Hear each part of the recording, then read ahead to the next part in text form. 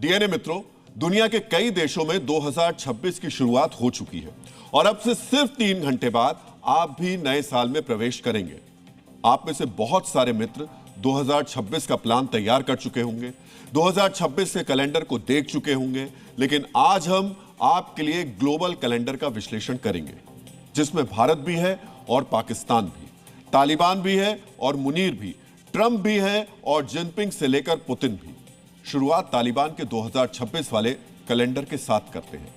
भारत के खिलाफ साजिशें रचने वाले पाकिस्तान के लिए नया साल काल बनकर आएगा, क्योंकि पाकिस्तान के पठान बागियों ने अपना न्यू ईयर प्लान तैयार कर लिया है।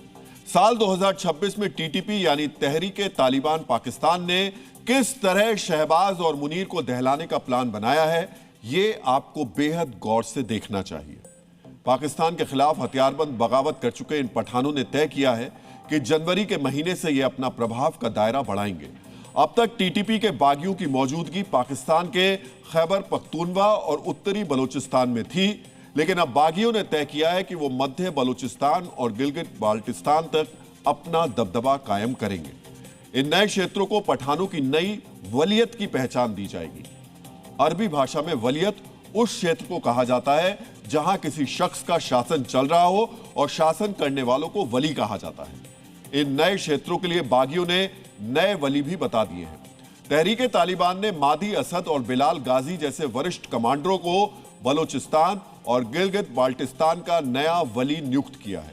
पठान बागियों का यह ऐलान सीधे तौर पर मुनीर और शहबाज के लिए चुनौती है, क्योंकि अपनी स्वतंत्र सत्ता चलाकर बागी न सिर्फ पाकिस्तान सरकार के प्रभाव को नाकाम कर देंगे, बल्कि मुनीर की फौजी ताकत को भी उसकी असली औकात का आईना दिखा देंगे।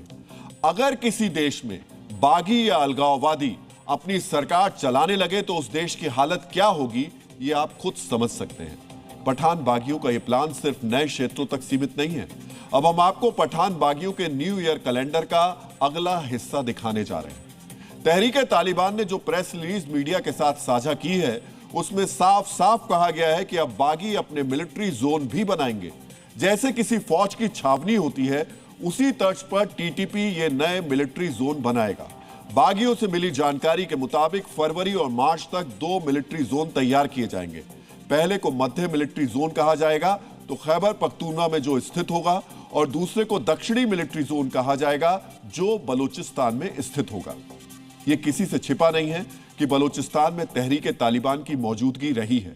कुछ मौकों पर स्थानीय कमांडरों ने बलोच बागियों के साथ सहयोग भी किया है, लेकिन यह पहली बार है जब बलूचिस्तान में बड़ी सैन्य मौजूदगी का ऐलान किया गया है। इस दक्षिणी मिलिट्री जोन की कमान एहसुन्नुल्लाह इपी को दी गई है, जो मिर्जा अली खान वजीर यानी इपी के फकीर का पर पोता है। तहरीके तालिबान के इस बागी कैलेंडर का अगला हिस्सा देखने के पहले आपको यह जानना चाहिए कि मुनीर और शहबाज से बगावत में इपी के फकीर का नाम क्यों लाया गया। इपी का फकीर वो शख्स था जिसने ब्रिटिश राज के दौरान खैबर दर्रे में हिंदू लड़कियों का जबरन धर्म परिवर्तन कराना शुरू किया था। वो हिंदुओं के मोहल्लों पर हमला करता था, नाबालिग हिंदू लड़कियों को किडनैप करता था और उनकी वयस्क मुसलमानों से शादी करा देता था। इस अवैध धर्मांतरण को वो जिहाद कहता था। इस कथित फकीर को पकड़ने के लिए पहले ब्रिटिश सेना और फिर पाकिस्तानी सेना ने लाखों कोशिशें की, लेकिन वो कभी गिरफ्त में नहीं आया। टीटीपी चाहता है कि इपी के फकीर के कट्टरपंथ और पाकिस्तानी शासन के खिलाफ लड़ाई को पठानों के संघर्ष का प्रतीक बनाया जाए, ताकि ज्यादा से ज्यादा नौजवान उनके काडर में शामिल हो जाएं। अब तक पठान बागी सिर्फ पाकिस्तानी फौज पर हमले करते थे, लेकिन नए प्रशासनिक और सामरिक ढांचों का ऐलान करके उन्होंने बता दिया कि तहरीके तालिबान का मकसद पठान बहुल इलाकों से मुनीर की फौज को पूरी तरीके से खदेड़ना है। डीएनए मित्रों, तहरीके तालिबान के बागियों ने साल 2026 के लिए जो बारूदी कैलेंडर तैयार किया है, उसका अगला हिस्सा मुनीर और उसकी फौज को अंदर तक दहला देगा, क्योंकि अब पठान बागियों ने अपनी सामरिक क्षमता को बढ़ाने का ऐलान कर दिया है। पाकिस्तान के ये बारूदी बागी क्या करने जा रहे हैं, ये आपको भी देखना और ध्यान से समझना चाहिए।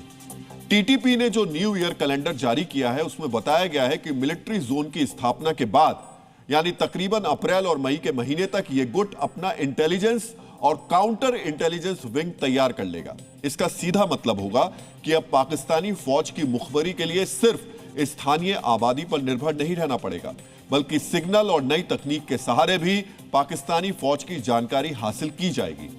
अगर टीटीपी ने यह मुकाम हासिल कर लिया तो यकीनन पाकिस्तानी फौज पर होने वाले हमलों की तादाद बढ़ जाएगी। इसके साथ ही साथ टीटीपी ने पाकिस्तान के बाहर भी अपने ट्रेनिंग कैंप खोलने का दावा किया है। डीएनए मित्रों, इस ऐलान को देखकर लगता है कि पठान बागी अब हिजबुल्लाह की वॉर डॉक्ट्रिन पर चलने लगे हैं।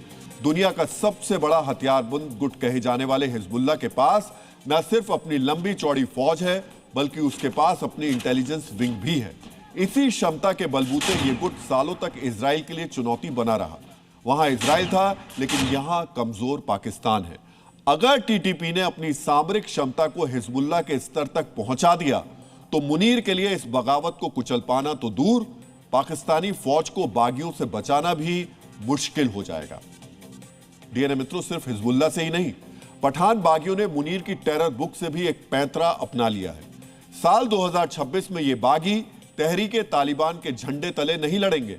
टीटीपी ने फैसला किया है कि वो 3 नए गुटों में खुद को विभाजित करेगा, ताकि उनके ऊपर अंतर्राष्ट्रीय प्रतिबंध लगाना मुश्किल हो जाए। जिस तरह मुनीर के प्यादे हाफिज ने पहले कश्मीर में टीआरएफ और फिर फाल्कन स्क्वाड जैसे शैडो गुट बनाए थे, उसी रणनीति का इस्तेमाल पठान बागी भी साल 2026 में करने जा रहे हैं।